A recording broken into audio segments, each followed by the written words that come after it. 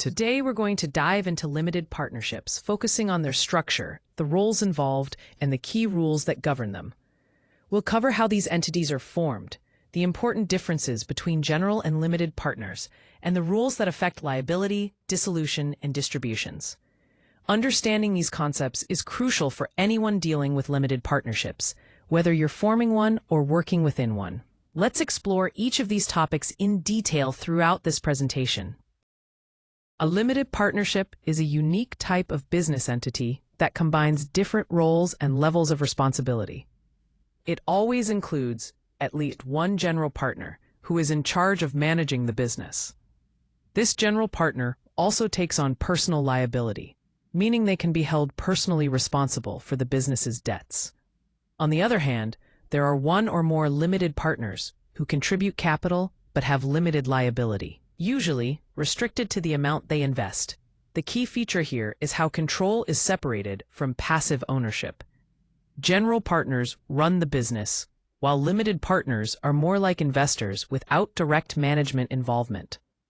This structure offers a flexible way to balance risk and control within a business. Let's take a closer look at the key characteristics of limited partnerships. First, there are two classes of partners involved. General partners manage and operate the business, while limited partners contribute capital but don't take part in daily management. This division is important because it defines how responsibilities and risks are distributed.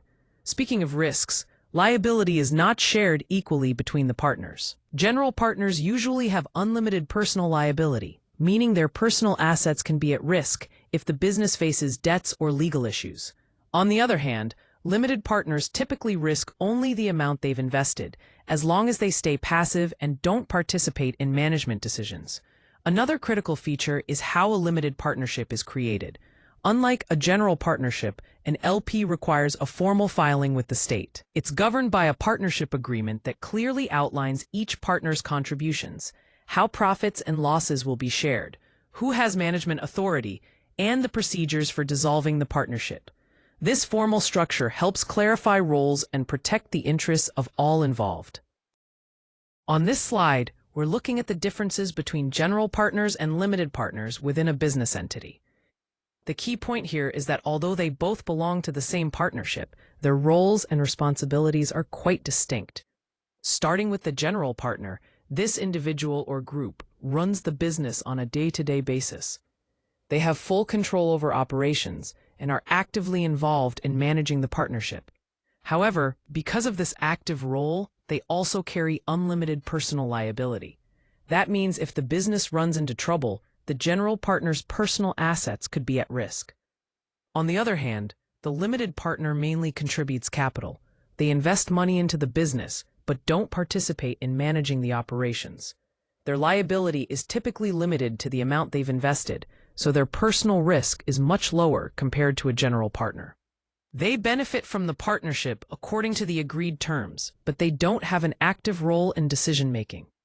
Finally, it's important to remember that despite being part of one entity, general partners and limited partners hold very different positions.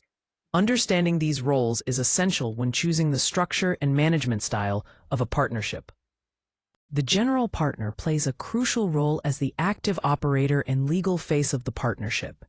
First, they manage the daily operations, overseeing the business, signing contracts, and directing the overall affairs of the partnership. This ensures things run smoothly on a day-to-day basis. Second, the general partner acts on behalf of the partnership and holds the authority to bind the entity in transactions with employees, lenders, and vendors, making key decisions that affect the partnership. Third, they owe fiduciary duties, which means they must act loyally, in good faith, and always prioritize the partnership's best interests. Finally, the general partner carries the primary legal risk, often holding personal liability for the partnership's obligations and any misconduct. This combination of responsibilities makes the general partner essential to both the leadership and legal accountability of the partnership. Here, we're focusing on the liability aspect of a general partner. One key point to understand is that a general partner has unlimited personal liability. This means they are personally responsible for any debts the partnership incurs. Unlike limited partners, their risk isn't limited to just the money they've invested in the business.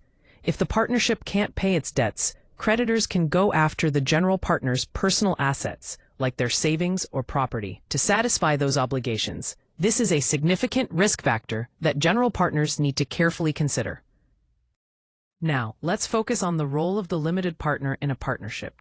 Limited partners mainly contribute capital. This means they provide money or property to the partnership, which helps fund the venture. However, they generally stay out of the day-to-day management and operations, so they take a more passive role.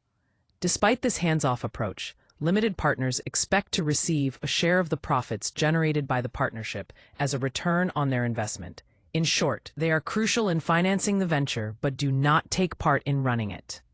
Now, let's focus on the concept of limited partnership and liability, specifically how limited partners have protected capital. What this means is that the liability of a limited partner is confined to the amount they invest in the partnership. In other words, their financial risk is limited to the capital they contribute.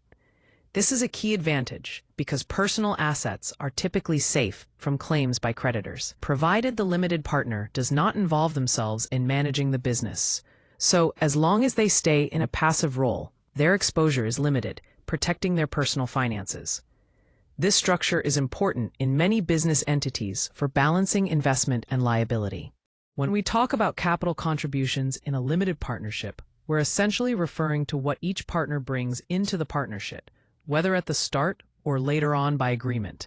These contributions can take several forms.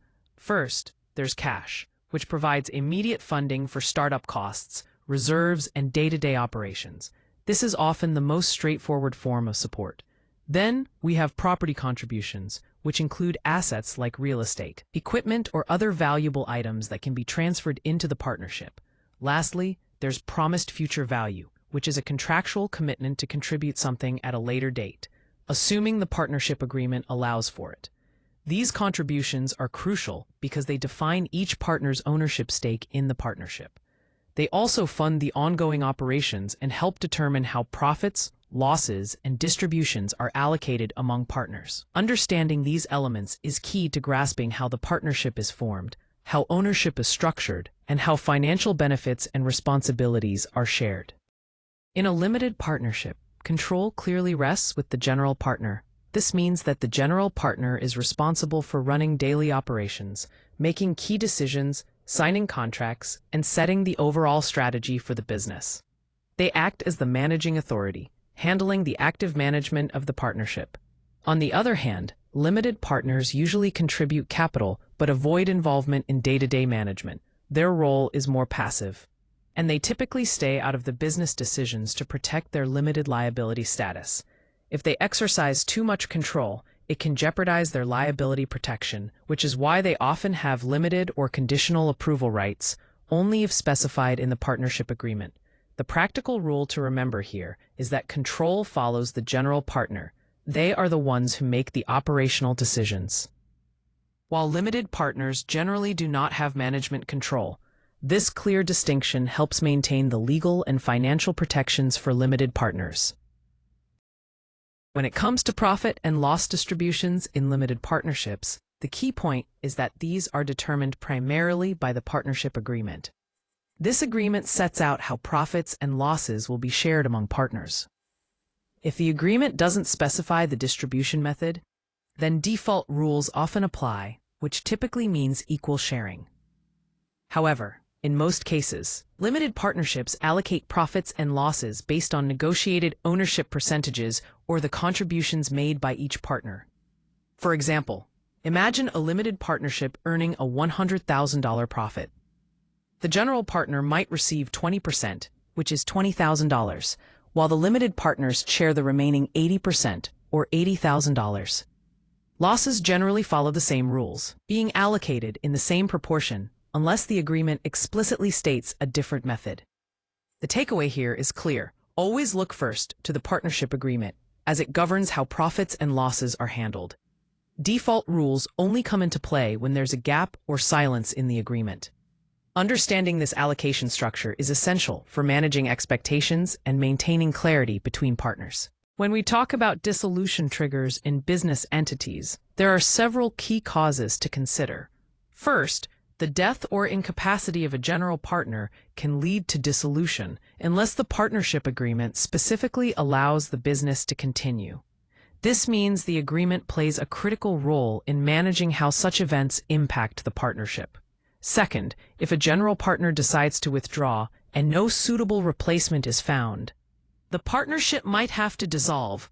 This highlights the importance of having clear provisions for partner withdrawal. Third, bankruptcy is a major trigger. Whether it's the partnership itself or a key general partner, bankruptcy usually creates a dissolution event, either by law or contract. This is a serious situation that often requires immediate action.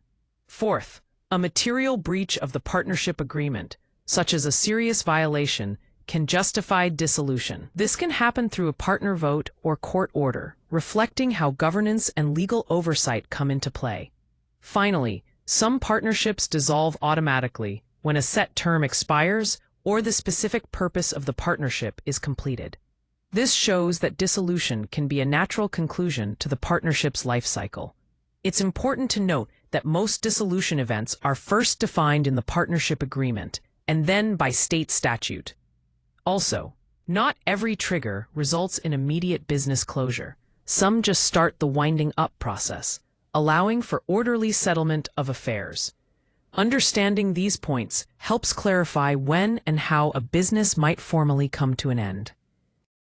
Let's walk through the dissolution process step by step. First, the process is triggered. This is the official start of winding down the business. Next, the company ceases taking on any new business to focus fully on closing existing matters. After that, all affairs are wound up, meaning all outstanding obligations and operations are settled. Then, the company pays its creditors first, ensuring all debts are cleared before anything else. Finally, any remaining assets are distributed to the owners or shareholders. This sequence ensures an orderly transition from the event triggering dissolution to the final distribution of assets. After a partnership is dissolved, the focus shifts from generating new business to wrapping things up. The first step is to gather all the partnership's assets, which are then either sold or assigned their fair market value.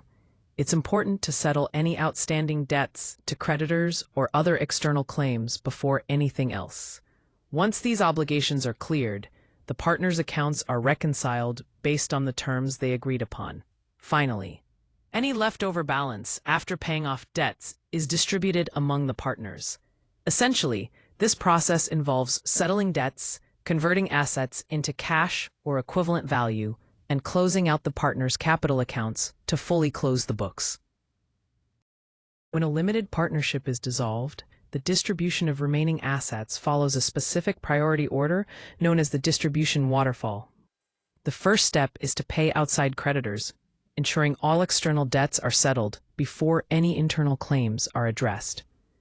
Next, any loans or advances owed to partners who acted as creditors are repaid. Then, unpaid distributed profits that partners are owed come into play. After those payments, the partners receive a return of their original capital contributions. If there's still any surplus remaining after these steps, it is distributed according to the partnership agreement. Essentially, what's left flows down to the partners last. This waterfall approach is crucial because it ensures that claims are honored in the correct order, paying debts before equity and protecting the priority of each obligation. Now, let's talk about what happens to limited partners' investments in a limited partnership. First, it's important to know that limited partners can only recover their capital from what is left after all creditors and partnership obligations have been paid off. This means that the partnership's debts take priority.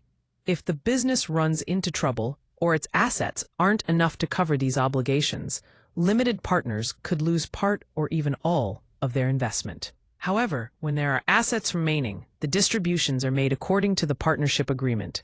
Typically, capital is returned to limited partners first, and then any remaining profit is divided based on each partner's share.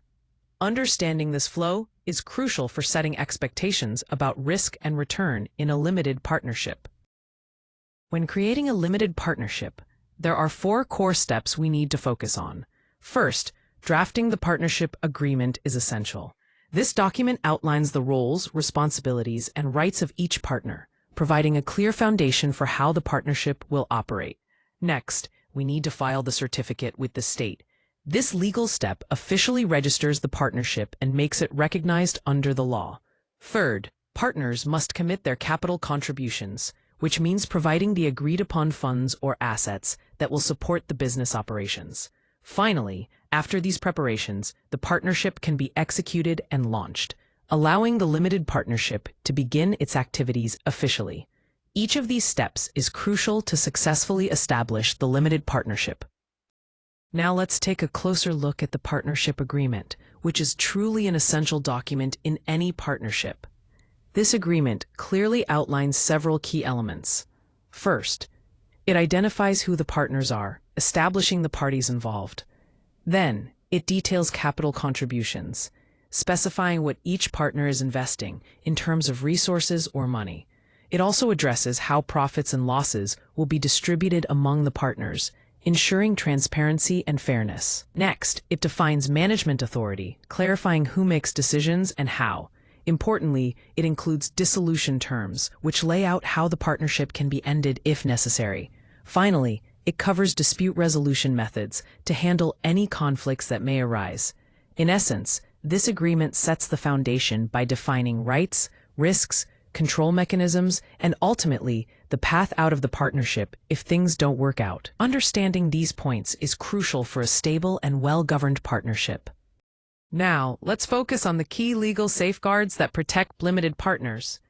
First, there's the liability cap. This means that a limited partner's financial exposure is generally restricted to the amount they initially agreed to contribute. Their personal assets are typically protected unless they become involved in managing the partnership, which could change their liability status. Next, we have information rights. There's a clear and orderly process for exiting the partnership that doesn't force the entire partnership to dissolve. Together, these protections create a balanced framework where limited partners can invest with confidence, knowing their risks are managed and their rights respected. When it comes to the taxation of limited partnerships, the key point to understand is that the partnership itself typically does not pay income tax. Instead, the profits and losses are passed through directly to the individual partners. Each partner then receives a Schedule K-1, which details their specific share of the partnership's income, deductions, and credits. This K-1 is crucial because it is used by the partner to accurately report their portion on their personal tax return. So essentially, the limited partnership acts as a pass-through entity, transferring tax responsibility to the individual partners rather than being taxed as a separate entity. When we compare general partners and limited partners in a limited partnership, there are several key differences to understand. First, general partners hold a control-bearing role. They run the day-to-day operations and make business decisions. Because of this active involvement, they have unlimited personal liability, meaning they can be held personally responsible for the partnership's debts. On the other hand, limited partners have a passive investment role. They contribute capital, which might be cash, property, or even services, but they don't participate in daily management. Their liability is limited to the amount they invest, which protects their personal assets beyond that contribution. When it comes to management, general partners are in charge, while limited partners avoid involvement in day-to-day control to maintain their limited liability status. Distribution shares, or profits, are set based on the partnership agreement, so both types of partners receive their shares accordingly. Exiting the partnership also differs.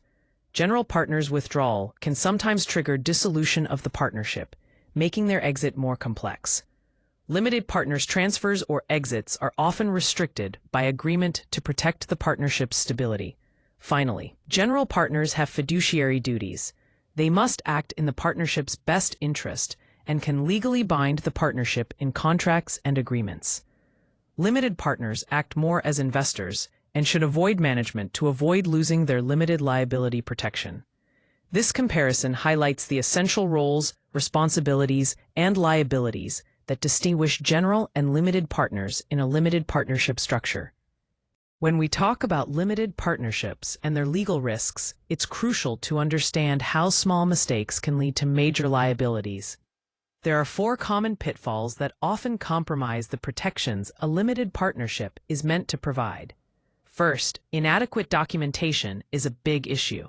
Missing filings or ambiguous agreements can lead to disputes and weaken your position when ownership, authority, or distribution questions arise.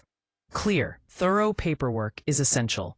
Second, commingling funds is another major risk. Mixing personal money with partnership funds blurs the lines of entity separateness and can open the door to allegations of misuse or even fraud. Third, limited partners need to be cautious about their involvement in management. Taking on too much control can threaten limited liability and make an investor appear more like a general partner, which carries greater risk. Finally, lack of insurance is often overlooked. Even with a properly formed partnership, various claims, whether contractual, property-related, or operational, can arise. Insurance helps absorb these risks and protect the partnership. Ultimately, managing these risks effectively starts with strong structure, clear separation between personal and partnership affairs, and disciplined adherence to legal and operational protocols. When it comes to amending the partnership agreement, the process typically requires changes to be made in writing and must follow the specific amendment clause outlined in the agreement. If the amendment impacts information that has been officially filed, such as details on the public certificate, we may also need to update those filings with the state. The overall process starts by reviewing the amendment clause carefully, then drafting the proposed changes. After that, you must obtain all the required approvals from the partners as dictated by the agreement before moving forward. Once approvals are secured, if the amendment affects any filed details, it's important to file the necessary updates with the state to keep everything accurate and compliant. Consent is a critical factor here. Usually, all general partners need to agree to the amendment. Limited partners might also have to approve changes, especially if those changes affect their economic interests or key protections under the agreement. The decision flow is fairly straightforward. First, draft the proposed amendment. Then check whether the partnership agreement specifies who must approve the change. If it does, you obtain the consent from those partners. If it doesn't, default statutory and fiduciary rules will apply. Next, determine if the amendment alters any information on the filed certificate. If it does, you must file this amendment with the state. If not, keep your internal records updated accordingly. Finally, once these steps are complete, the amendment becomes effective under the terms of the agreement and relevant legal requirements. When it comes to exit strategies for partners in a limited partnership, there are several key options to consider. First, the sale of interest, where a partner transfers their ownership stake, typically requiring agreement approval or certain consent rights to proceed. Next is the buyout, where the remaining partners or the partnership itself purchase the exiting partner's interest, allowing for a smooth transition within the group. Third, there's the assignment of economic rights, which means a partner may transfer their financial benefits without necessarily transferring full partner status. Finally, if no continuation is planned, dissolution comes into play, where the partner's departure can lead to winding up the partnership and distributing final assets. It's crucial to remember that any transfer of ownership must always follow the terms set forth in the partnership agreement to ensure everything proceeds correctly and fairly. To wrap up, let's review the key takeaways about limited partnerships. First, there are 2 classes of partners, general and limited. General partners manage the business operations and take on unlimited liability, meaning they are fully responsible for the partnership's obligations. Limited partners, on the other hand, primarily contribute capital and typically enjoy liability protection, limiting their risk to the amount they've invested. The partnership agreement is crucial. It outlines how control is exercised, how profits and losses are distributed, and what rights each partner holds. Finally, when it comes to dissolution and winding up, there's a specific order in which payments and obligations must be settled to ensure everything is handled properly. Understanding these fundamentals, formation, liability, dissolution, and distribution, is essential to effectively managing or investing in a limited partnership.